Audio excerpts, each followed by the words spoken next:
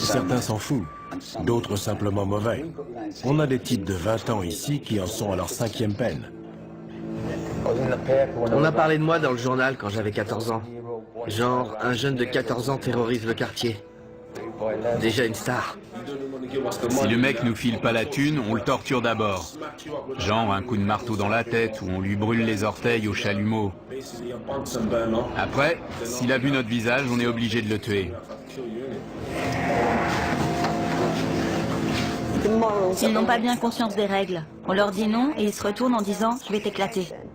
Vous allez faire quoi? Vous allez faire quoi? Tout peut arriver. On peut être là en train de parler à un détenu et la seconde d'après, il y en a un qui se prend une queue de billard dans la tête. Hein? Vous allez faire quoi? Bienvenue en enfer. Mettez-le à terre! La prison d'Aylesbury, dans le Buckinghamshire, abrite les criminels parmi les plus dangereux de Grande-Bretagne. Ouf ça. On y croise des meurtriers, des violeurs, des malfrats et des pédophiles. Le plus effrayant, c'est que les plus âgés d'entre eux ont tout juste 21 ans. Un détenu sur 5 purge ici une peine à perpétuité ou d'une durée indéterminée pour protéger la société compte tenu de la gravité de leurs crimes. Pour garder le contrôle de la situation, les surveillants doivent faire preuve d'une vigilance permanente. Mes chaussures? Mais ils doivent également aider ces jeunes à reconstruire leur vie brisée. Ils ne sont pas faciles à gérer. La plupart purgent de longues peines pour des crimes assez sérieux. Il faut tout reprendre à zéro. C'est difficile. On leur a appris qu'ils pouvaient faire tout ce qu'ils voulaient. Après s'être attirés des ennuis et s'être retrouvés devant la justice, ils atterrissent ici et on essaie de corriger ce que leur famille ou leurs amis leur ont enseigné. Certains nous poseront toujours des problèmes.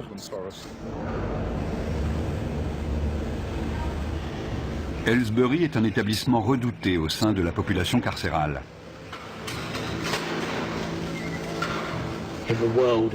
Chez les détenus, la légende veut que Aylesbury soit la pire prison du monde. Quand vous arrivez, vous êtes accueilli par 5 matons baraqués, armés de matraques, et on vous assomme à la descente du bus. Ceux qui arrivent ont peur parce qu'on leur a dit qu'il y avait des problèmes de gang, des bagarres tous les jours, 4 à 7 par jour. Mais depuis un an, ça s'est un peu calmé. En revanche, quand un incident éclate, c'est généralement très sérieux. Ils utilisent des armes, des queues de billard, des armes artisanales, dans la gorge, dans la poitrine, sur le front. Il n'y a pas de règle. Et c'est rarement 1 contre 1. C'est plutôt 6 contre 1. Si le personnel n'intervenait pas, il pourrait y avoir des morts. Caspian Hogg est le dernier arrivé. Il a 18 ans.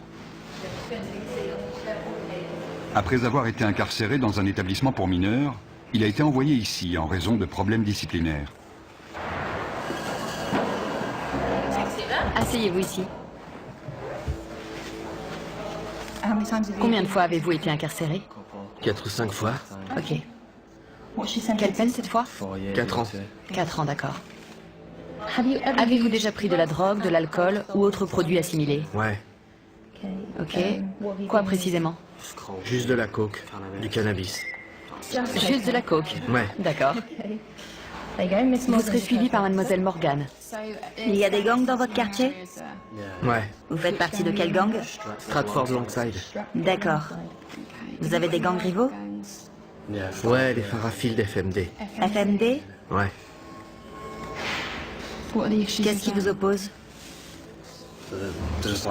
C'est juste un gang rival avec qui on se frite en prison. En prison? Ouais, en prison. Donc c'est un gang de prison? Ouais. On est coincé toute la journée dans une cellule. On n'a rien à faire. Donc quand une baston éclate, c'est génial. Ça fait de l'animation. Ça fait passer la journée plus vite quand il se passe un truc. Dans le feu de l'action, on se bat pour survivre. Tu les défonces, ou alors c'est toi qui te fais défoncer. Moi, je me lâche. Si t'y restes, t'y restes. C'est comme ça.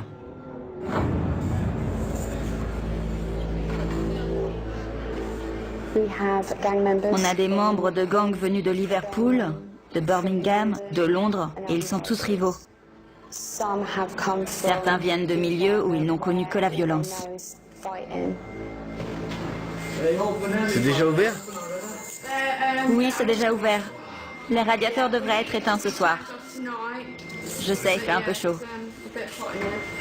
Je peux poser mes affaires de douche? C'est un nouveau lieu, un nouvel environnement.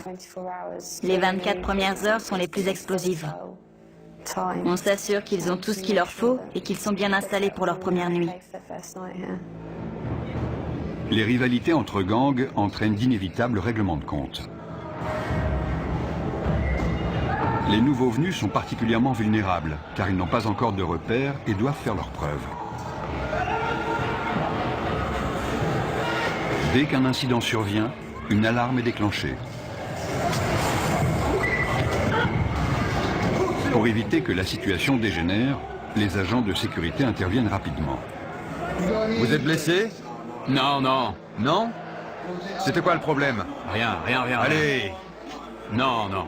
C'était sûrement pas pour rien. Non, non, non. Ils sont juste venus là, vous frapper pour rien. Je sais ce qui s'est passé. C'est le nouveau qui vient d'arriver. Il s'est déjà battu la semaine dernière. C'était les représailles. Les deux se battaient. Les deux se sont donné des coups à la tête. Ils se disaient bonjour. Vous, ça va? Oui, ça va. J'ai pris un coup dans le sein. Et si ça se trouve, c'était son coude à lui.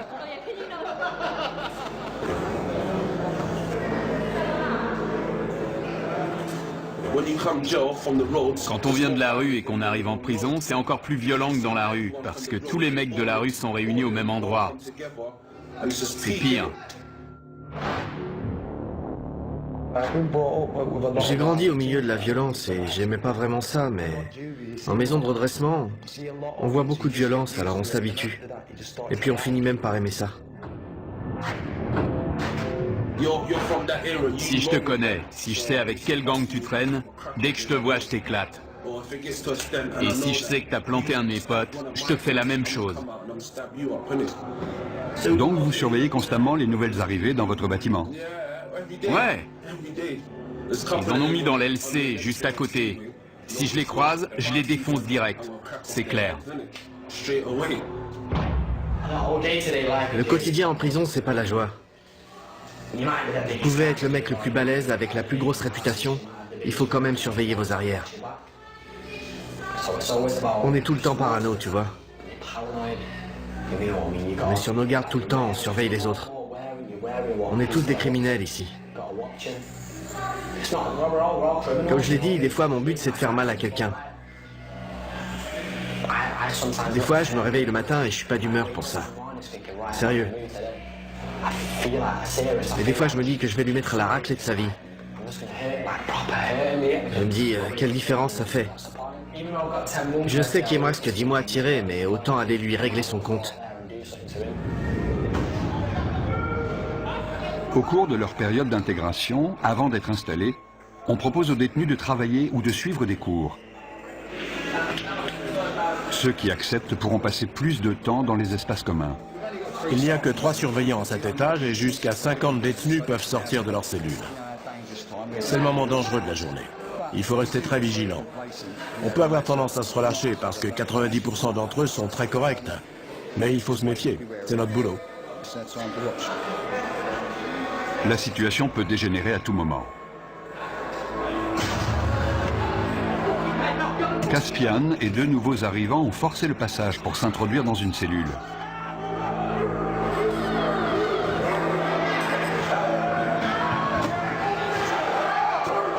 Ils sont armés, ils sont 4.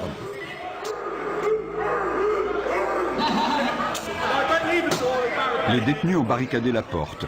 Les surveillants ne peuvent pas entrer. Je veux voir tous les détenus dans leurs cellules.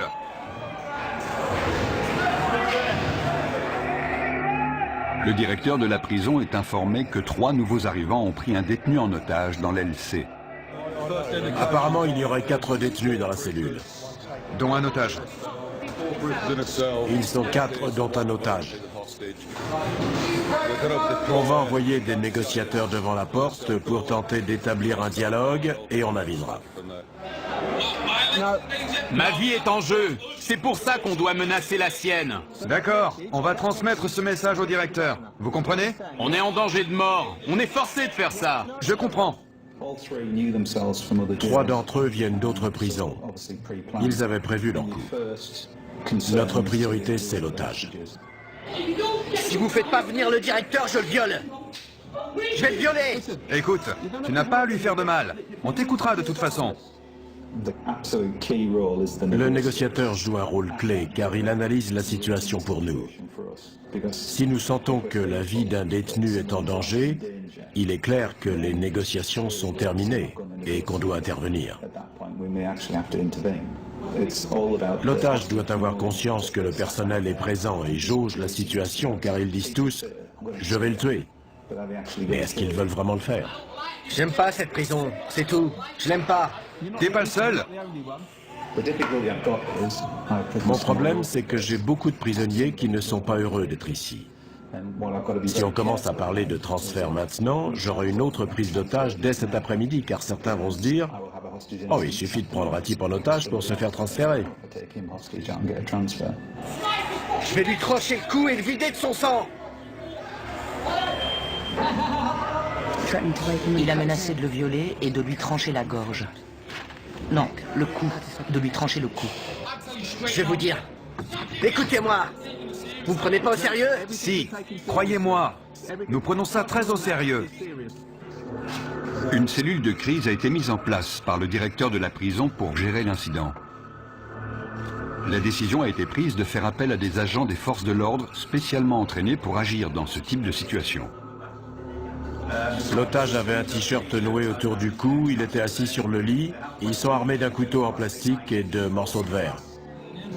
Ils ne veulent pas être ici. Ils ne se sentent pas en sécurité. Ils veulent retourner plus au nord, vers Liverpool ou Manchester. Il y en a un qui est arrivé hier, un autre il y a 9 jours. Ils viennent tous du même coin. Ils se sentent menacés par les gars de Londres. Et ils en ont assez. L'équipe d'intervention de la prison se prépare à intervenir au cas où la situation dégénérerait. La prise d'otage dure depuis 2 heures. Jason Harper passe le relais à un autre négociateur qui va poursuivre la discussion avec les preneurs d'otages. Écoutez-moi, d'accord? Je ne vais pas vous mentir. Je vous ai dit tout ce que je savais. La température de 40 degrés n'arrange pas la situation. Il s'est effondré au sol. L'otage a perdu conscience. Tournez-le sur le côté. Tournez-le sur le côté et mettez-lui la tête en arrière pour qu'il puisse respirer. Oui, voilà, sur le côté. Darren, c'est Andy. Julie vient de me dire que l'otage avait perdu connaissance. Il est allongé au sol, elle leur a expliqué la position latérale de sécurité. Le directeur est mis au courant de la situation. Il ordonne le déploiement de son équipe d'intervention pour porter secours à la victime. Vous m'avez dit que vous vouliez sortir. J'attends qu'on me dise comment ça va se passer. Ensuite, la situation va se débloquer. Au bout de 3 heures, les preneurs d'otages acceptent de se rendre calmement. Où il est? Je veux le voir. L'otage, il sort en premier? Non, non, il sort en dernier. Comment tu t'appelles? Caspian. Les mains sur la tête. Sors calmement, par ici. Caspian Hogg, l'initiateur de cette prise d'otage, est conduit vers le quartier disciplinaire. Le détenu qui est arrivé hier venait déjà du quartier disciplinaire de son précédent établissement. Il est connu pour des faits de violence, d'agression de personnel, de port d'armes, de barricades. Il a tout fait. Il vient du nord du pays. Il a beaucoup d'influence sur les autres et il s'en est servi. Mais on est formé pour ces situations, donc ça va aller. On va descendre au quartier disciplinaire pour une fouille intégrale. Je suis le responsable, donc j'y participerai. Chacun sera tenu à l'isolement en attendant qu'une punition soit décidée. Nous sommes responsables des détenus les plus problématiques de l'établissement. S'ils enfreignent les règles ou s'ils présentent un risque pour les autres ou pour l'établissement, ils sont envoyés au quartier disciplinaire pour une période donnée. Notre priorité, c'est de calmer les prisonniers énervés et de leur faire entendre raison. Il faut aussi qu'on soit attentif à tout comportement potentiellement violent. Hé, Caspin! T'as réussi? J'y suis presque, mon pote. Presque. Beaucoup m'ont dit qu'ils avaient essayé de travailler et d'être de bons citoyens, et qu'ils avaient trouvé ça trop difficile. Mais ils sont très jeunes, vous savez. Les détenus seront punis pour les dommages qu'ils sont en train de commettre. Je suis resté trop sage. J'étais stressé. Il me fallait un truc à faire.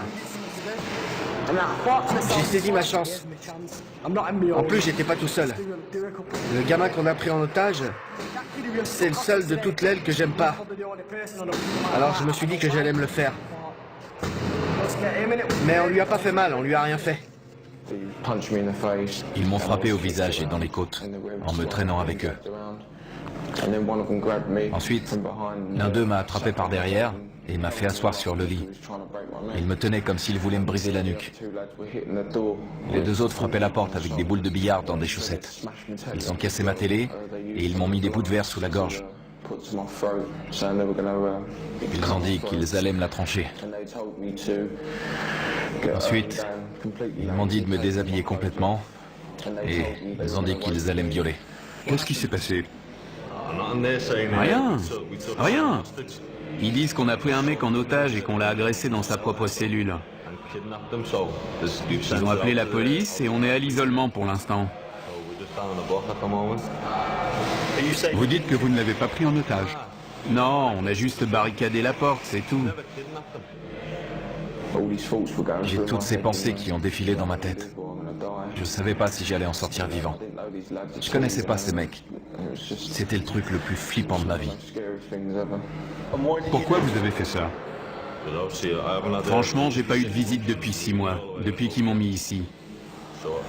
J'essaie de retourner dans le Nord. Il n'y a que des mecs de Londres ici, je veux retourner chez moi. C'est pas ma prison, je veux être dans une prison de chez moi.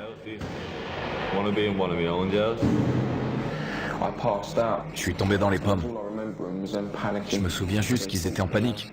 Ils croyaient qu'ils m'avaient tué. Si on continue les conneries, si on agresse les surveillants, ils nous transféreront.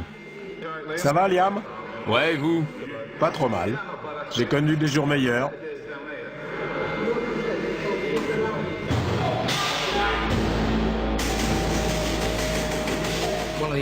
Un des détenus a inondé sa cellule. Il est armé. Il a cassé le manche de son balai. On lui a demandé de nous le remettre. On va le déplacer dans une cellule où il n'y a pas d'eau.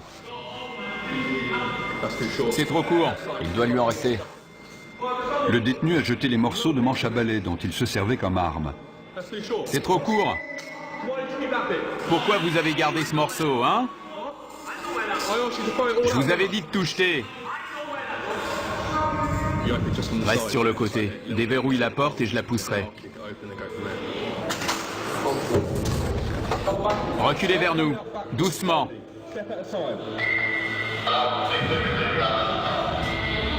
Ne vous retournez pas.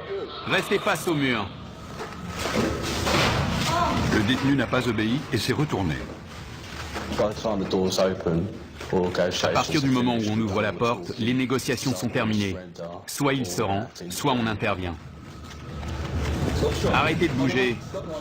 Si vous faites pas ce que je vous dis, on devra de nouveau vous immobiliser. C'est compris? Ouais. Super, allez, debout. Tu lui maintiens la tête pendant qu'on le lève. Vous avez entendu? On tourne. On utilise la force que quand c'est nécessaire et de manière proportionnée, mais ça fait forcément mal. Fouille intégrale. Il va maintenant être fouillé intégralement au cas où il aurait dissimulé une arme.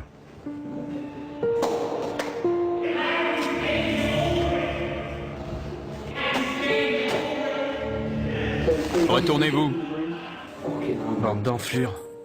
Vous avez des réclamations à faire sur la façon dont on vous a traité? Non, non, ça va. Non? D'accord. Je vais vous demander de réfléchir aux conséquences de vos actes. Ce n'est pas la bonne méthode pour obtenir un transfert. Maintenant, je veux que vous alliez vous coucher. Clé. Nous devons les garder dans le quartier disciplinaire pendant un certain temps. Sinon, les autres vont se dire qu'ils peuvent prendre les otages quand ils veulent pour obtenir un transfert. Des détenus de confiance nettoient les dégâts causés par les preneurs d'otages. J'ai choisi la voie la plus facile. J'essaye de rendre cette peine la moins désagréable possible. On a le choix. Si tu fais le con, tu te retrouves à l'isolement tout seul sans télé, ça craint. Les détenus exemplaires participent au fonctionnement de la prison, ce qui leur permet de passer plus de temps en dehors de leur cellule. Josh est responsable de la lessive dans le quartier disciplinaire. Ça pue. Dans le quartier disciplinaire, Caspian se plaint d'entendre des voix dans sa tête et demande une aide psychologique.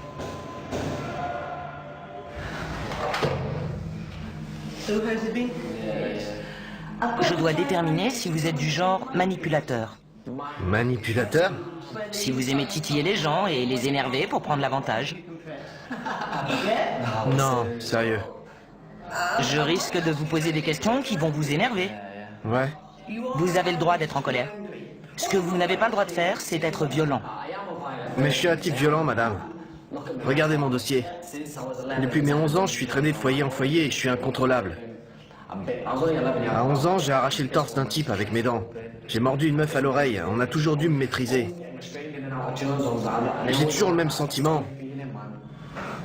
Je me dis que mon destin, c'est de tuer quelqu'un. Et la perspective de sortir d'ici, de commettre un tel acte et de revenir en prison pour une peine à perpétuité ne vous dérange pas? Ça dépend. Quand je pète les plombs, ça me dérange pas. Je m'en fous. Je pense pas que je suis un taré. Mais si on m'aide pas maintenant, je vais finir par le devenir. Je ne suis pas convaincu à 100% qu'il souffre de troubles mentaux. Il souffre de troubles émotionnels, ça c'est sûr. Car non seulement il a des pensées violentes, beaucoup de gens en ont, ce n'est pas idéal, mais ce n'est pas un drame, mais il prend plaisir à être violent, ce qui alimente ses pensées et ses fantasmes. Je pense que son comportement pourrait le conduire au meurtre.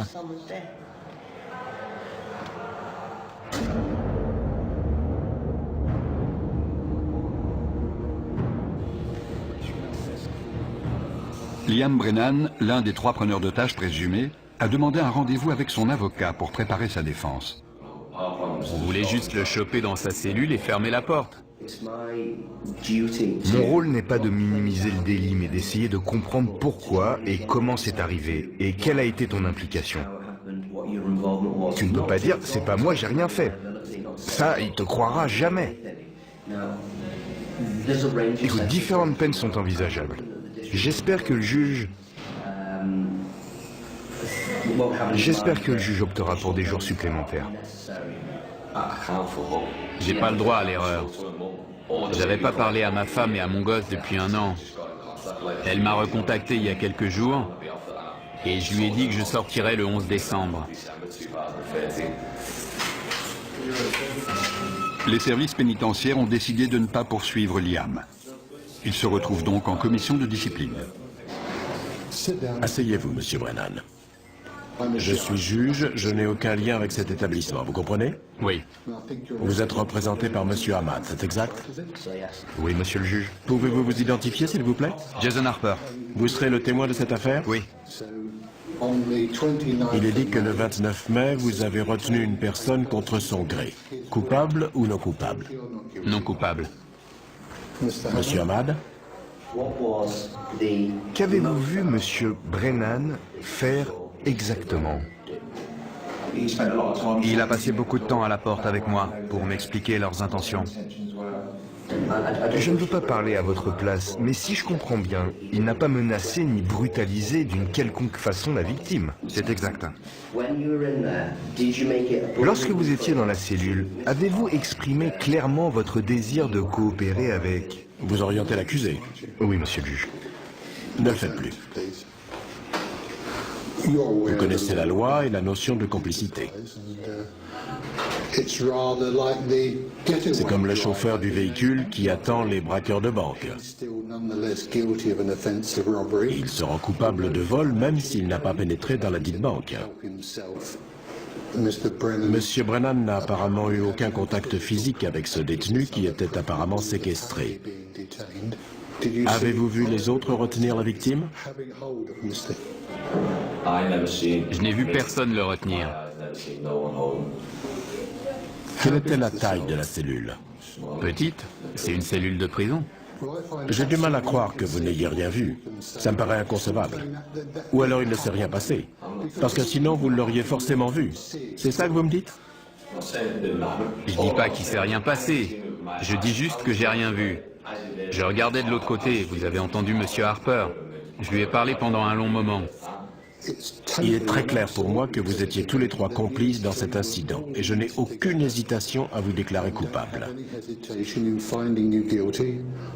Je vous impose 32 jours de détention supplémentaire.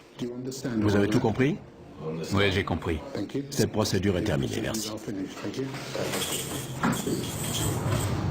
Pourquoi n'a-t-il pas été mentionné que la victime avait été dénudée et menacée de viol? Ça m'a surpris. Ouais, ça m'a étonné aussi.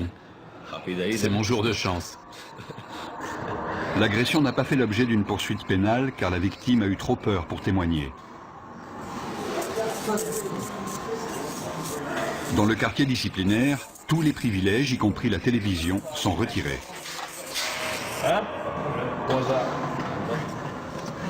Brennan refuse de retourner dans sa cellule, à moins qu'on lui apporte une télévision pour qu'il puisse suivre le match de foot Angleterre-Ukraine.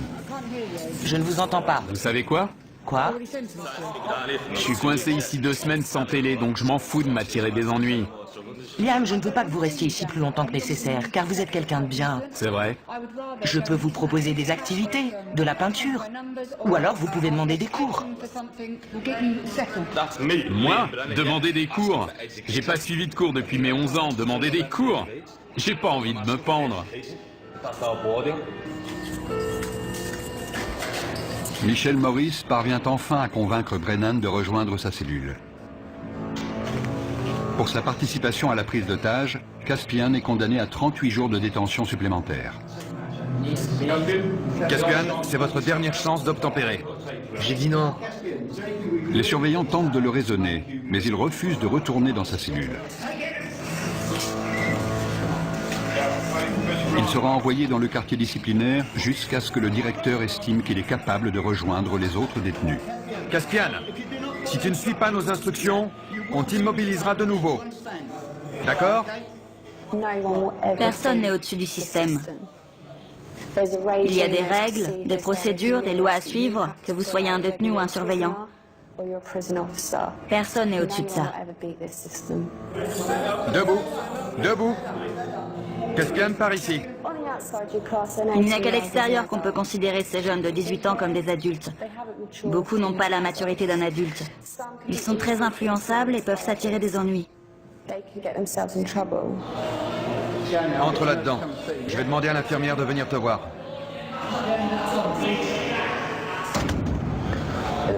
S'ils me remettent avec les autres, je vais vous dire la vérité. Je vais faire mal à quelqu'un. Sérieux, je déconne pas. S'ils me remettent là-bas, je vais choper un de ces connards et je vais le défoncer comme il faut. Je suis sérieux. J'ai l'impression d'avoir une double personnalité. Tout m'énerve, tout le monde m'énerve. J'aimerais parler à quelqu'un, mais j'ai la tête en vrac. J'ai l'impression qu'elle est énorme. Tellement de trucs là-dedans, je me sens vraiment en colère. Je suis en rogne. Il y a certains détenus que je n'aimerais pas voir libérés avant très longtemps. Parfois, on travaille avec eux simplement pour les aider à gérer le fait qu'ils sont en prison. Mais je n'ai jamais rencontré de détenu que je ne pensais pas pouvoir aider à répondre à son environnement de façon plus positive.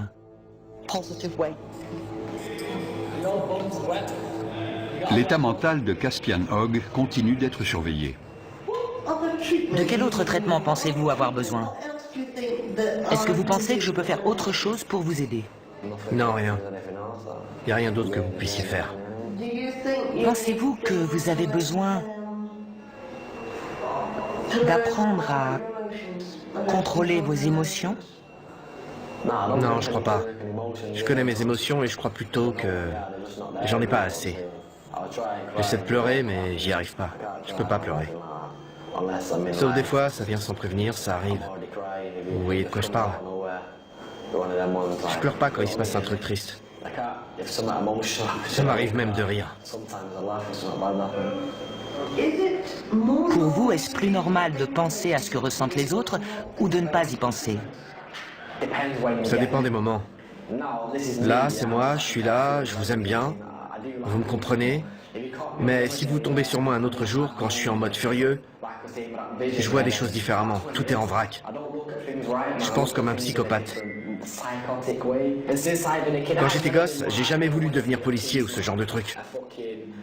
Déjà, quand j'avais 8 ou 9 ans, j'ai toujours voulu tuer des gens. Mon père s'est fait assassiner quand j'avais 6 ans, c'est un truc de dingue, quoi. Depuis, c'est ce brouillard. C'est le bordel dans ma tête. Jeudi, je vous ai pris rendez-vous avec un psychiatre. Cool. Je ne sais pas à quelle heure ce sera. Ok. Il vous prescrira peut-être des médicaments. Je serais content s'il m'en donne. Mais s'il m'en donne pas, je serai en rogne. Ça vous mettra en colère? Ouais, carrément. Je suis convaincu qu'on ne naît pas bon ou mauvais. On apprend de notre environnement comment réagir au monde qui nous entoure. Et certains apprennent que la meilleure façon de réagir à ce monde, c'est par l'agression ou la violence. Super papa, tu sais comment je t'aime? Et quand tu l'ouvres, c'est marqué gros comme ça. Le père de Caspian a été assassiné quand il avait 6 ans. Il est donc très conscient de son rôle de parent. Je veux pas que mon fils grandisse dans les mêmes conditions que moi. J'avais 14 ans quand je l'ai eu, mais j'ai vieilli. À l'époque, j'avais pas toute ma tête. Je faisais que fumer de l'herbe, voler, j'étais débile. J'étais un gamin, donc je faisais des trucs de gamin. Maintenant, j'ai mûri. Il faut que je prenne mes responsabilités pour mon fils. Je veux qu'il aille à l'école pour qu'il soit intelligent. Je veux pas qu'il finisse comme moi dans la rue ou en prison. Qu'il soit obligé de commettre des crimes. Je vais être là pour lui, qu'il puisse me parler ou me demander de l'argent quand il en a besoin. Je vais être un père pour lui, c'est tout. Il faut que je sois un bon père. C'est con de jamais le voir, c'est vrai. C'est horrible. Il faut tenir le coup et pas lâcher l'affaire. Je peux lui parler de temps en temps, c'est déjà ça. Devon avait 15 ans quand son fils est né. À l'époque, je voulais pas de gosse, tu vois. Mais c'est arrivé comme ça. Elle m'en parlait tout le temps. Et alors je me suis dit, pourquoi pas? Quelqu'un va peut-être te régler ton compte demain. Tu sais pas où tu vas finir, alors autant pas perdre de temps. Vous avez vraiment pensé à la mort à ce moment-là? Ouais, évidemment. Dans mon quartier, il y a beaucoup de violence. Des gens meurent tout le temps. On n'est jamais à l'abri, ils peuvent vous dégommer quand vous traversez la rue. Pour certains détenus, le téléphone est le seul moyen de rester en contact avec leur famille. Ouais, tu me manques, bonhomme. Non, tu peux pas venir me voir. Papa est occupé. Papa nourrit des animaux. Je sais pas comment ça se met. Je veux pas que ça lui tombe dessus. Dans la chapelle de la prison, Josh se prépare pour la fête des pères. Exceptionnellement, les détenus exemplaires sont autorisés à passer du temps avec leurs enfants. Je peux jouer avec lui? On peut se rouler tous les deux par terre, je peux lui courir après. Une fois, il voulait que je vienne l'attraper, mais je pouvais pas aller plus loin. Je suis heureux de pouvoir passer 5 heures avec lui au milieu des rires et des pleurs. J'ai envie de l'attraper et de lui faire des câlins. Tu peux ouvrir la bouche? Bravo. Ça me plaît pas de le voir se faire fouiller, mais je préfère avoir cette relation avec lui. J'ai de bonnes raisons de changer. J'ai un gosse et une fiancée, une famille qui a besoin de moi. Pour être honnête, si j'avais pas ma famille, je me serais sûrement pas comporté aussi bien. Viens là, mon grand. Ils ont besoin de moi. Ils comptent sur moi pour sortir d'ici. Où elle est, ta cape? Tu fais ton timide? Si je me comporte bien, je retrouverai ma famille. C'est simple. Si je joue le jeu, je gagne tout. Sinon, je perds. Comment ça va, ma belle? Oh, arrête.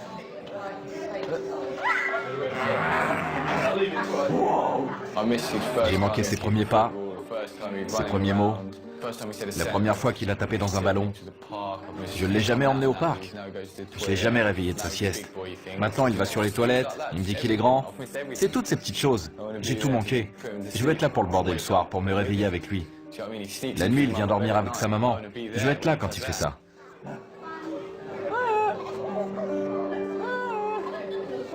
Messieurs, dames, s'il vous plaît, vous pouvez vous dire au revoir? Tout va bien. Quand j'ai su que j'allais en prison, je pensais qu'elle allait m'oublier. J'avais que 18 ans. Et on était ensemble depuis 2 ans et demi. C'est un vrai test pour des adolescents, de rester fidèles et loyaux. Quand on est en prison, on ne pense qu'à ça. Il faut pouvoir compter sur quelqu'un de confiance pour traverser ça. Sinon, on craque. Je pourrais être là toutes les nuits à imaginer qu'elle me trompe. À plus. Je t'aime.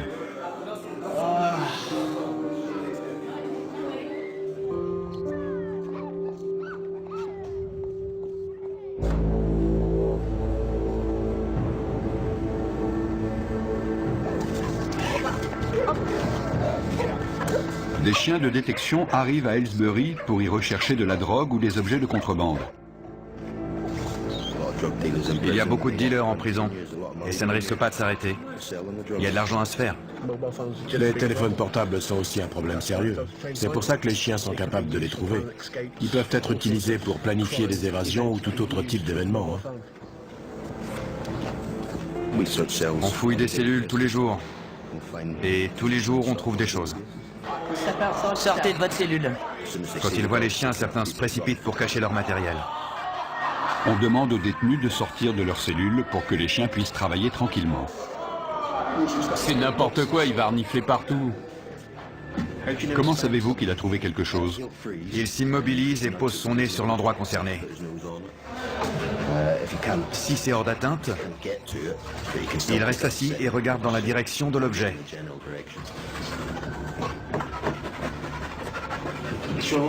Il a l'air très intéressé par la fenêtre. Je vérifie s'il n'y a rien à l'extérieur. Il a peut-être senti une odeur de joint qui venait de la rue. Il reste concentré sur la zone autour de la fenêtre et du lit. J'étais en train de pioncer et ils amènent un chien dans ma cellule pour renifler partout. C'est n'importe quoi. Notre équipe fouille la cellule pour essayer de trouver ce que le chien a senti. Il semblait concentré sur une zone en particulier, donc c'est là qu'on fouille en premier. J'espère qu'on va trouver quelque chose. Les chiens poursuivent leur inspection des cellules. Ça sent dès qu'on l'ouvre. Il a fumé dans sa cellule, c'est sûr. Le chien va nous dire si la drogue est encore là. Oui, ça sent. Il y a de la drogue et des téléphones partout dans la prison. Avant, tout le monde planquait ça dans le meuble de l'évier en retirant les vis avec un coupe-ongle ou un truc dans le genre. Je vous en dirai pas plus. Avec un téléphone, on peut appeler qui on veut, envoyer des textos, parler à sa chérie le soir, vous voyez ce que je veux dire. On peut dire ce qu'on veut, gérer ses affaires, son fric, tout ça. Vous avez déjà eu un téléphone ici? Ouais, mais c'est trop de pression. On devient parano. Ils finiront toujours par le trouver. La première fois, on est là, ouais, ils le trouveront jamais. On se croit le plus fort et puis ils finissent par en trouver un chez un mec et là, tu peux être sûr qu'ils vont le faire parler. La semaine d'après, boum, un autre passe à table. On n'est jamais tranquille parce qu'ils savent tout ce qui se passe ici. Ils cachent parfois leurs affaires au fond de leur poubelle. Ils croient qu'on va pas les fouiller parce que c'est dégoûtant. Des cartes SIM, des téléphones, il y a tout. On a toujours un cran de retard parce que dès qu'on trouve quelque chose, ils cherchent une autre cachette. Une antenne cassée, ça peut servir d'arme. Il en a plus besoin, on l'apprend. Ils aiment regarder des images, évidemment. Je veux pas savoir ce qu'il fait avec ça.